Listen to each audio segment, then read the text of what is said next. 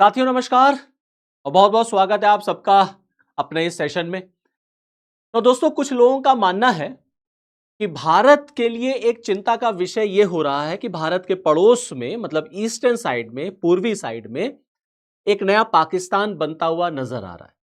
दरअसल जो बांग्लादेश है उसकी स्थिति इतनी खराब है कि बांग्लादेश एक नया पाकिस्तान बन रहा है भारत के ईस्टर्न तरफ।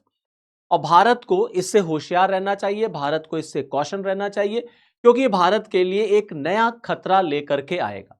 अब जरा आप इंडिया जब इंडिपेंडेंट हुआ था और जब भारत का बंटवारा हुआ था तो उस मैप को आप गौर से देखिए, क्योंकि पूरी कहानी फिर आपको यहीं से समझ में आएगी। जब भारत आजाद हुआ था तो भारत का बंटवारा भी हुआ था। अब भारत का जब बंटवारा हुआ तो दो पाकिस्तान बने थे, एक ईस्ट की तरफ बना था, एक वेस्ट की तरफ। और ये हम सब जानते हैं कि ईस्टर्न पाकिस्तान जो था वो 1971 में आजाद होकर के बांग्लादेश बन गया। लेकिन आज हालात बांग्लादेश के इतने खराब हैं, वहां चरमपंथ इतना हावी है, वहां कट्टरपंथ इतना हावी है कि आज के बांग्लादेश को अगर नया पाकिस्तान कहा जाए तो इसमें कोई भी बड़ी बात नहीं होगी। अब ये जो कुछ लोग कह रहे हैं, दरअसल मैं आपको खुल के अगर बताऊं तो ये कुछ लोग कौन है? ये कुछ लोगों में शेख हसीना है, ये कुछ लोगों में शेख हसीना के बेटे हैं, सुपुत्र साहब हैं जो अमेरिका में रहते हैं।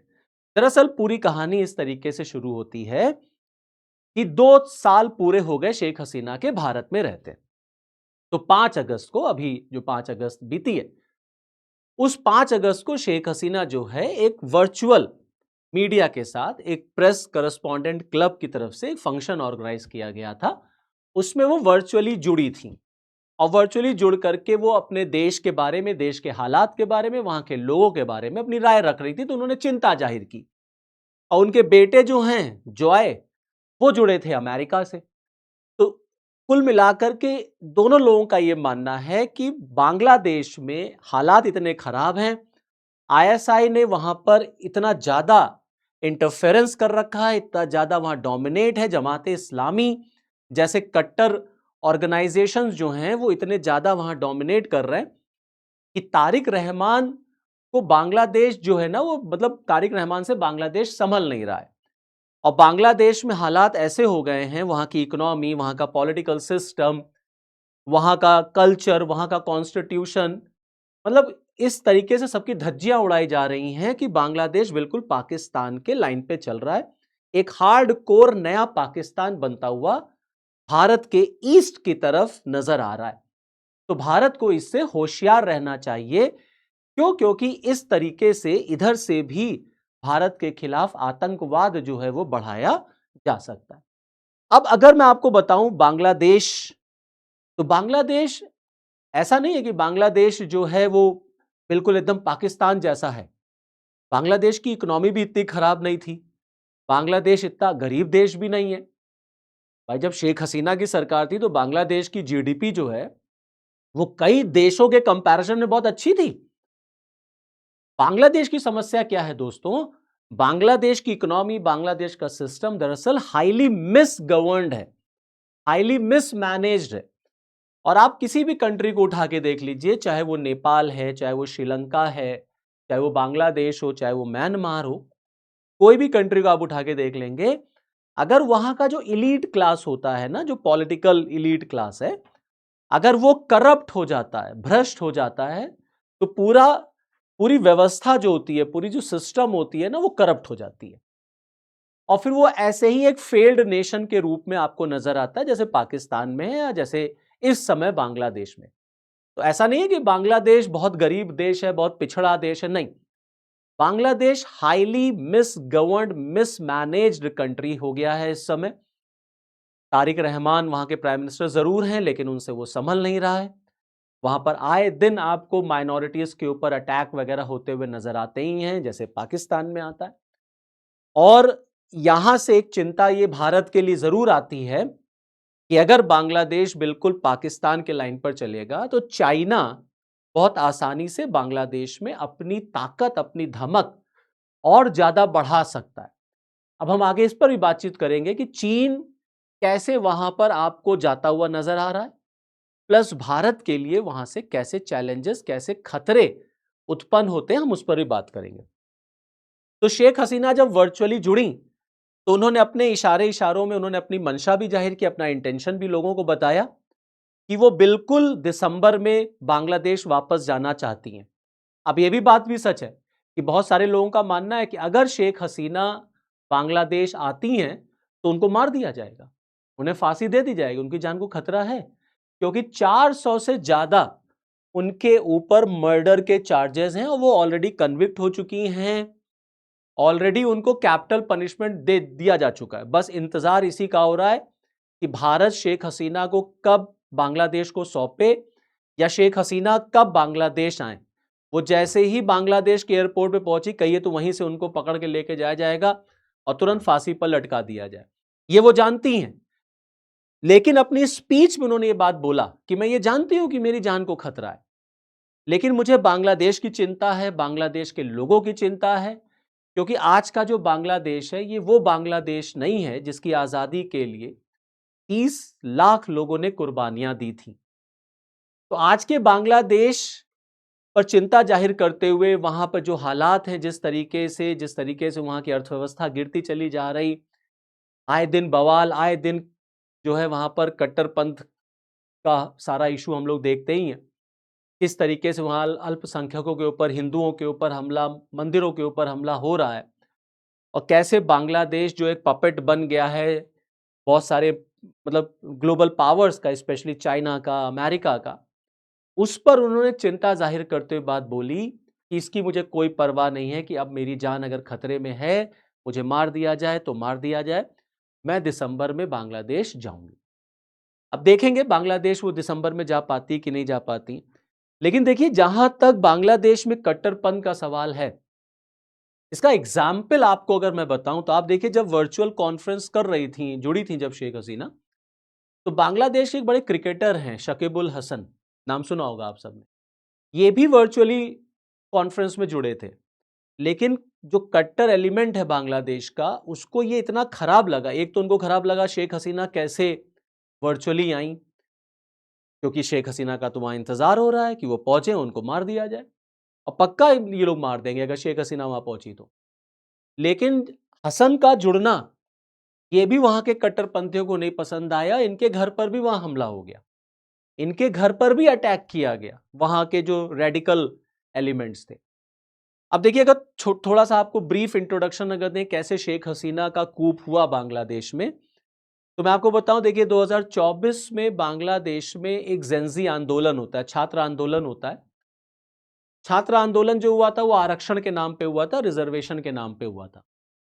लेकिन इस आंदोलन में जमाते इस्लामी, तमाम रेडिकल ऑर्गेनाइजेशंस ने इस आंदोलन को इतनी हवा दी, इतना इसको प्रमोट किया, अमेरिका का डीप स्टेट इन्वॉल्व हो गया, फंडिंग आई, पैसा आया, कि अल्टीमेटली शेख हसीना को अपनी गद्दी छोड़नी पड़ी, वहां से भागना पड़ा, जान को खतरा था, प्लस उनको निकलना पड़ा, वहां से भागना पड़ा। क्यों? क्योंकि पब्लिक इतना ज्यादा वॉयलेंट हो चुकी थी कि अब मार दें शेख हसीना को कि कब मार दें। जो एक प्रोटेस्ट शुरू हुआ था, वो प्रोटेस्ट इतना वॉयलेंट हो गया, क्यों? क्योंकि उसमें इतने ज्यादा रेडिकल एलिमेंट्स घुस गए, और वहां से शेख हसीना निकल करके भारत आ गई, भारत ने उनको पॉलिटिकल असाइलम दे दिया। अब देखिए 1971 में बांग्लादेश बनता है, और बांग्लादेश शेख हसीना के जो फादर थे, उनकी तरफ से जो कंट्रीब्यूशन रहा हम सब जानते हैं, बंग बंधु के नाम से उनको जाता था। और बांग्लादेश की जब आजादी हुई तो बांग्लादेश दरअसल बैटल ऑफ टू बेगम्स बन गया। अब बैटल ऑफ टू बेगम्स कौन कौन है? एक तरफ है शेख हसीना और एक तरफ है खालिदा जिया, और दोनों की पार्टीज ने बांग्लादेश में, मतलब ऐसा नहीं है कि दोनों में बहुत सारा अंतर है, लगभग लगभग आप देखेंगे तो इन्हीं लोगों का राज रहा, कभी ये प्राइम मिनिस्टर, कभी वो प्राइम मिनिस्टर।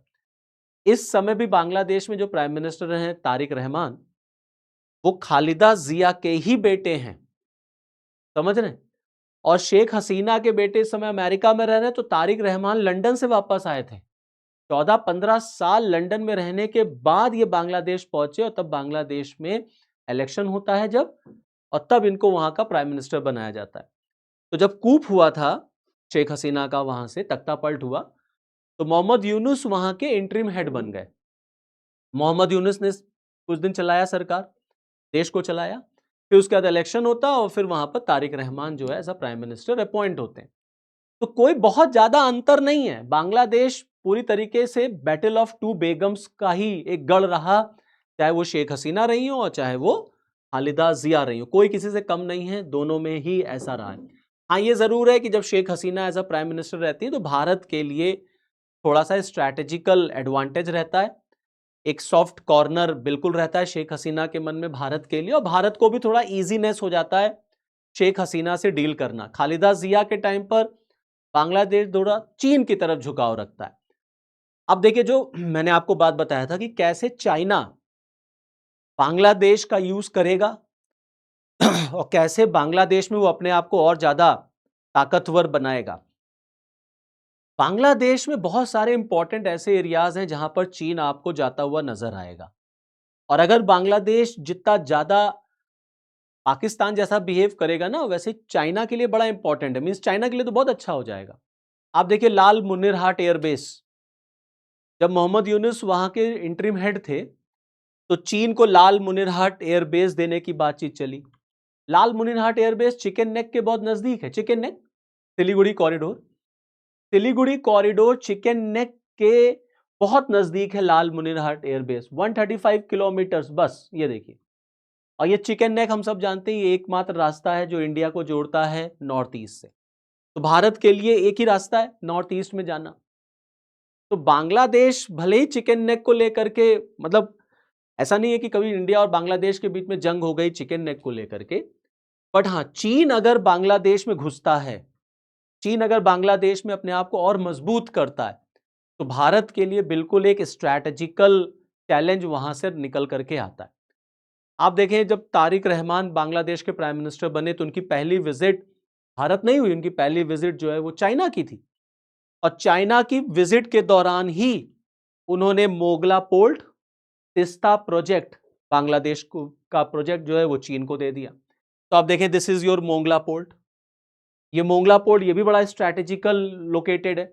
शेख हसीना के टाइम पर भारत की बातचीत चल रही थी कि भारत को ये मिलेगा डेवलपमेंट के लिए, लेकिन आप देखिए तारिक रहमान के टाइम पर इसको चाइना को दिया गया। चाइना ऑलरेडी बांग्लादेश में है, कई सारे प्रोजेक्ट्स हैं, उसका इंटरफेरेंस है वहां पर, लेकिन अगर वो और ज्यादा होता है वहां पर तो इंडिया के लिए ऑटोमेटिकली वहां से चैलेंज क्रिएट होगा। तो अगर बांग्लादेश में चरमपंथ बढ़ता है, बांग्लादेश में रेडिकलिज्म और ज्यादा आगे प्रमोट होता है, बिल्कुल भारत के लिए ये एक टेंशन, एक थ्रेट, एक चिंता का विषय रहेगा, क्योंकि ऑलरेडी वेस्टर्न साइड पे एक है, अगर ईस्टर्न साइड पर भी बिल्कुल पाकिस्तान जैसा ही देश अगर बनता हुआ आपको कोई देश नजर आएगा, इंडिया को डील करना उससे बहुत मुश्किल हो जाएगा। और अगर वो देश चीन की तरफ बढ़ता चलेगा ज्यादा, तो भारत के लिए स्ट्रैटेजिकल चैलेंज यहां से लेकर के आएगा। अब दिसंबर में शेख हसीना ने अपना इंटेंशन बताया है कि वो बांग्लादेश जाएंगी, तो बांग्लादेश के हालात ऑब्वियस सी बात है खराब तो हैं ही है, जिस तरीके से हालात इस समय चल रहे हैं, संभाले नहीं संभल रहा है बांग्लादेश इस समय, आए दिन प्रोटेस्ट, आए दिन धरना प्रदर्शन वहां हो ही रहा है, देखने को मिल ही रहा है। ये बिल्कुल भारत के पड़ोस में अगर है, पड़ोसी मुल्क में ऐसे हालात, तो भारत के लिए ये बिल्कुल भी सही नहीं है, क्योंकि इसका इम्पैक्ट कहीं ना कहीं इंडिया पर पड़ता है। तो चलिए फिर इस वीडियो में इतना ही, फिर नेक्स्ट वीडियो में आपके साथ फिर मिलूंगा। जय हिंद।